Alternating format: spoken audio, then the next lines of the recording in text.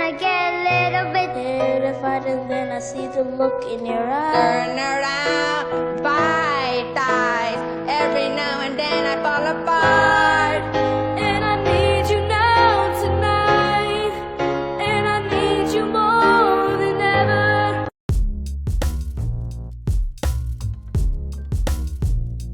Hey guys, it's DnD Gamer Girl here. Welcome back to my channel. Sorry in advance if I sound sick. Like, I was already sick last week, but I just got even worse, so yeah.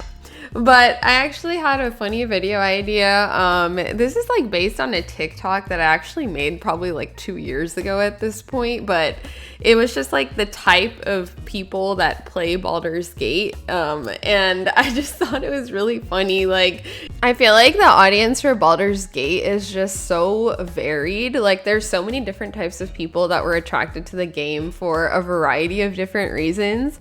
I think that's a part of the reason it was so successful, is because it appealed to so many different audiences. I can think of 7 main categories of people that I think wanted to play this game, but let's just go through them today. There's probably more than this, and there can be overlap between a lot of these groups because you don't just have to be like one type.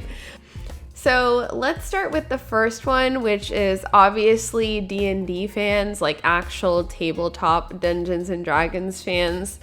I feel like obviously a lot of the audience for this game came from that. And if you are a D&D fan in real life, I feel like you feel like one of 2 ways about this game. You're either overjoyed to finally be able to play D&D essentially without having to get a whole group of people together. You find it convenient that you're able to just play it on a game rather than having to do the whole setup, getting all your friends together and actually doing tabletop D&D. Or your D&D group fell apart and now you're excited to finally be able to get back into it solo or with your gamer friends online. I think the other type of D&D fan that plays Baldur's Gate, you might be a little bit annoyed by how gamified it is, and maybe you actually prefer the improvisation or mechanics and community of a real D&D game, and you feel like that's missing in Baldur's Gate 3. But regardless of whichever kind of D&D fan you are, I think you still overall like really do enjoy Baldur's Gate. It might not be a replacement for D&D for you, and you're probably thrown off a little bit by some of the different mechanics in Baldur's Gate when you're expecting a certain spell to work a certain way. But overall, I think you would still really enjoy the game. And I feel like D&D fans have really enjoyed Baldur's Gate, even though it doesn't necessarily hit the same as like an actual D&D tabletop game. I personally like had absolutely no idea about D&D and like how it really is. Like, I knew that it was a thing, but I've never played it personally, and I always like feel like I was a little bit judgmental about people that played D&D. Like, I saw it as like a really nerdy thing, but I totally have changed my opinion on that. Like, I would love to play D&D. It's just like I don't even know how to get into it. But maybe someday, which is not something that I had ever thought I would say before. Okay, I feel like the second category of people who were attracted to Baldur's Gate are people who enjoy fantasy RPGs in general. I feel like if you're in this group of people, you're probably playing it for fun, you love all the companions, and you get very emotional at all the cutscenes. Like, you really focus on the lore and just like the rich game storytelling experience more so than anything else, like more so than the combat and stuff like that. You probably really enjoy the fantasy aspects and the romance aspects. And I think you've played games like Dragon Age or Witcher or Mass Effect before, and you were probably attracted to Baldur's Gate because it does have like a lot of similar concepts and gameplay, I would say.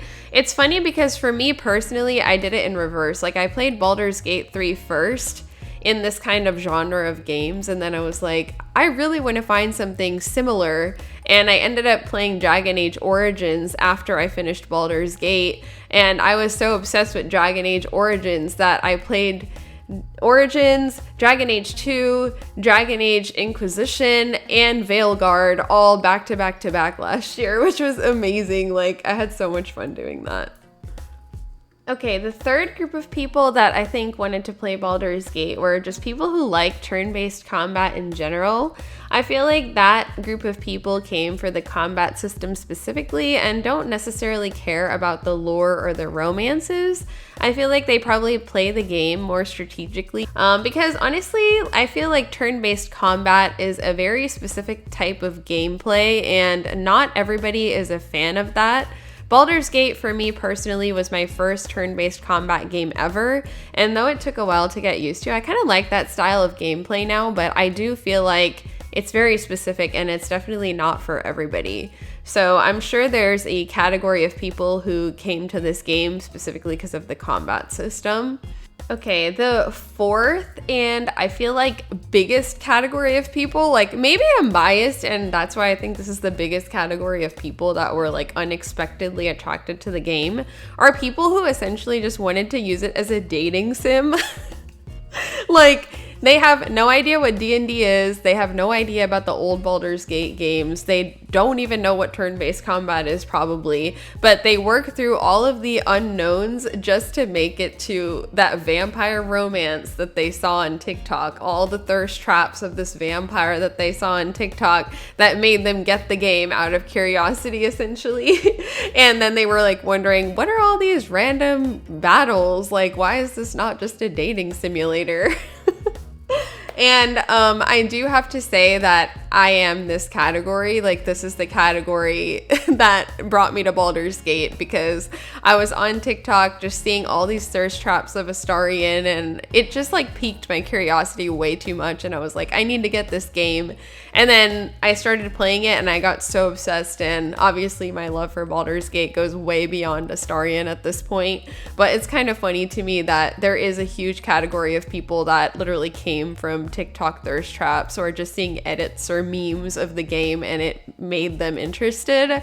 And actually, like, a lot of my friends or people I know that have played this game definitely did come particularly the same way that I did. So I feel like it's kind of interesting that that's even a category and probably another big factor towards its success. And you know, even if you do want to treat it as a dating sim, it kind of works pretty well for that because like the romances are really fleshed out and like they're very engaging and there's a lot of romance like throughout the game. So even if you're not the biggest fan of the combat or some of the other story or lore, I feel like the romance does give you like a lot of content, like even if you're only playing for the romance essentially. Okay, another category of people that I think played Baldur's Gate are people that were coming from the really old Baldur's Gate 1 and Baldur's Gate 2 games, and they probably have a lot of nostalgia for Baldur's Gate in general. I think this category of people is more of a rare breed, and I feel like they're probably pretty likely to be annoyed by how no one really seems to remember or care about the old Baldur's Gate lore, because I feel like most of the audience that came to this game are fresh and new to like Baldur's Gate in general. Like, they haven't played the older games. But apart from being a little bit annoyed that the fandom is not really talking about old Baldur's Gate as much, I feel like the people that were coming from the older games are still like really happy with the game and they're pleasantly surprised by like the mechanics and story of the new game. You're probably like a little bit disappointed because I've seen like a couple of characters, like their lore apparently doesn't really match up very well with what happened in Baldur's Gate 3. So for example, like Viconia, and I think Saravok, like they had possible redemptions, like redemption arcs in the past games, but they really went downhill in Baldur's Gate 3, which isn't very like lore accurate. Please like let me know if I'm misstating that, but like that's kind of some of the opinions I've gotten from some comments I've gotten on like my other videos or on TikToks and stuff like that. Okay, yet another category of people that I think played this game are probably Larian Studios loyalists. Like, I feel like you've played the Divinity Original Sin games and you really enjoyed those games and it was a no-brainer for you to get Baldur's Gate.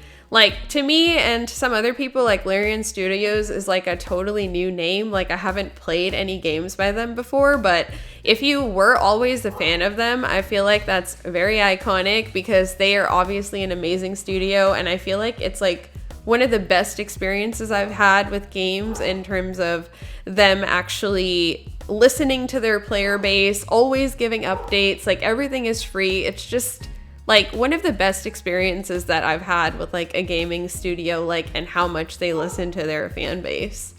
So I did actually go back and try to play Divinity Original Sin 2 like after I finished Baldur's Gate, but I don't know, somehow I could not get into it. I don't really know what it was about it that I couldn't get into it, but I don't know, maybe I'll try it again someday, but it just like wasn't for me for some reason. But I do look forward to whatever they come out with next. I know it's not going to be another Baldur's Gate, but I don't care. I would play any game that they put out at this point, honestly.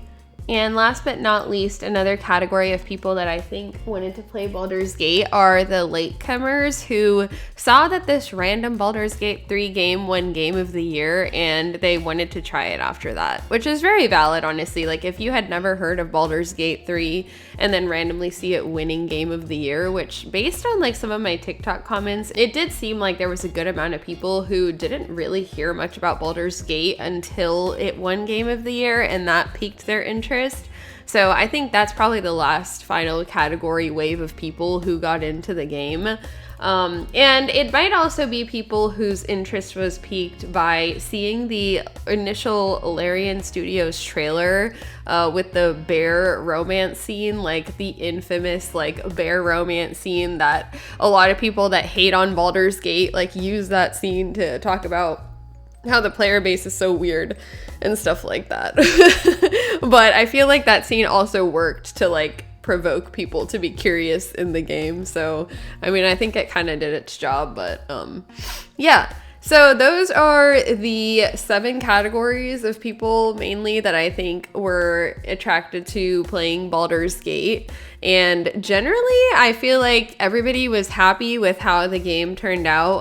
I feel like the only people that I've heard complaining about Baldur's Gate were ones who just could not get past the turn-based combat system. Like, they just like did not get immersed into the game because the turn-based combat was just so off-putting for them, or it was really difficult for them. And honestly, like, I had a really difficult time playing on even on Explorer mode the first time I ever played this game. But, you know, after I understood the mechanics and like got some more hours in, like now I've beat honor mode in the game twice. So I feel like there is a bit of a learning curve, but if you are, you know, interested enough in the game and you push through it, it is very rewarding like later on. Anyways, I hope you guys are having a better week than me with me being sick, but remember to like, comment, and subscribe if you enjoy my content, and I will see you guys next time. Bye guys.